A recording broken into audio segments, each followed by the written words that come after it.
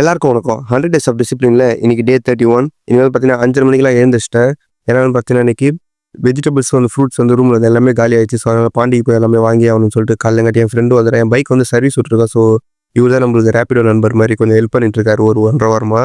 அதுக்கப்புறம் பாண்டிக்கு போயிட்டு fruits vegetables அது எல்லாமே வாங்கிட்டு சரி பீச்சுக்கு போயிட்டு சர்ஃபிங் பண்ணலாம்னு சொல்லிட்டு போனோம். எனக்கும் லைக் இந்த ஒரு 2 வீக்ஸாக வந்து அலை எதுவுமே நல்லா இல்லாததுனால சர்ஃபிங்கே பண்ண முடியல. ஸோ அதனால் சர்ஃபிங் பண்ண போகும்போது அப்புறம் பார்த்தீங்கன்னா ஒரு ஃப்ரெண்ட்ஷிப் குழந்தைக்கு வந்து குழந்தைல ஒரு பையன் ஒரு 14 வயசு பையனுக்கு வந்து பார்த்தீங்கன்னாக்கா ஒரு லெசன் கொடுக்க வேண்டியதாகிடுச்சு. அவனுக்கு எல்லாமே லெசன் கொடுத்துட்டு அந்த பையனுக்கு அவ்வளோ இங்கிலீஷே தெரியல. எது சொன்னாலும் வந்து ஊன்னு சொல்கிறத எதுவும் புரிஞ்சது போயிடலன்னு சொல்லவே இல்லை. அது எல்லாமே முடிச்சுட்டு வந்து பார்த்தீங்கன்னா ஒரு செம்ம டயர்ட் ஆகிட்டேன். ஏன்னா பார்த்தீங்கன்னா பிரேக்ஃபாஸ்ட் வந்து ஸ்கிப் பண்ணிட்டேன். அதுக்கப்புறமா வந்து பார்த்தீங்கன்னா லஞ்ச் டைம் ஆயிடுச்சு. ஸோ வந்து லஞ்சாக வந்து பார்த்தீங்கன்னா சாண்ட்விச் சாப்பிட்டு அதுக்கப்புறம் சரி நானும் என் ஃப்ரெண்டும் சுகர் கட் பண்ணலாம்னு சொல்லிட்டு ரொம்ப நாளாக பேசிகிட்டு இருக்கோம்.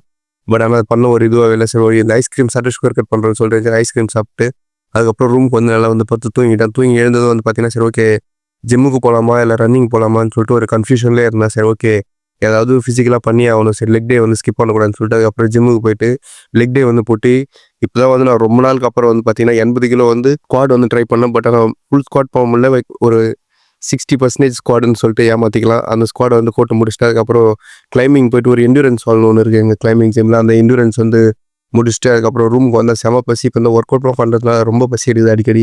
ஸோ அதனால் வந்து ஒரு மீல் வந்து ப்ரிப்பேர் பண்ணி டின்னராக சாப்பிட்டு படுத்து தூங்கிட்டேன். See you, bye bye.